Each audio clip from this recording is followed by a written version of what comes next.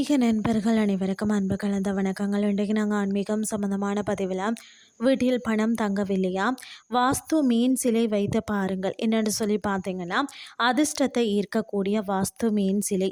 அதாவது வீட்டில் பணம் தங்கலையா, எவ்வளவு சம்பாதித்தாலும் சேமிப்பு இல்லையா, தொழிலில் தடை, குடும்பத்தில் அமைதியின்மை இருக்கிறதுன்னு சொன்னால் இதை நீங்கள் செய்யுங்கள். பலரின் நம்பிக்கைப்படி வீட்டில் இருக்கும் சில வாஸ்து குறைகள் காரணமாகத்தான் பணவரவு குறைதல், மன அமைதி, காரிய தடை, தொழில் வளர்ச்சி மந்தம் போன்றவை ஏற்படலாம்.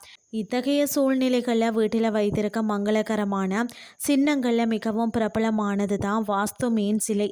வீட்டின் வடக்கு அல்லது கிழக்கு திசையில் வைத்தால் அதன் மங்கள சக்தி மேலும் அதிகரிக்கும் என்றும் நம்பப்படுகிறது.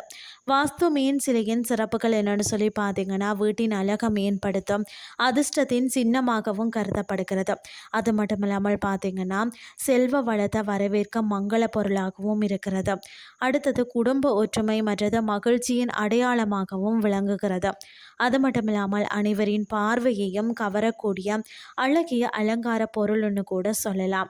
வீட்டில் வளம் பெருக வேண்டும், வாழ்க்கையில் முன்னேற்றம் வேண்டும், குடும்பத்தில் நிம்மதி நிலைக்கணும், அதிர்ஷ்டம் நம்மளை தேடி வரணும் என்று சொல்லி நினைக்கிறவங்களெல்லாம் மிகவும் ஏற்ற மங்களகரமான வாஸ்து பொருள் தான் வாஸ்து மீன் சிலை.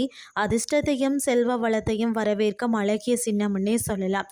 அதே மாதிரி நீங்களும் வாங்கி வளம் பெறுங்கள்னு சொல்லி கூறிக்கொண்டு இன்றைய ஆன்மீகம் சார்ந்த பதிவை நிறைவு செய்து கொள்கிறேன். இதே மாதிரி மற்றும் ஒரு ஆன்மீகம் சார்ந்த பதிவோடு உங்களை சந்திக்கிறேன். நன்றி.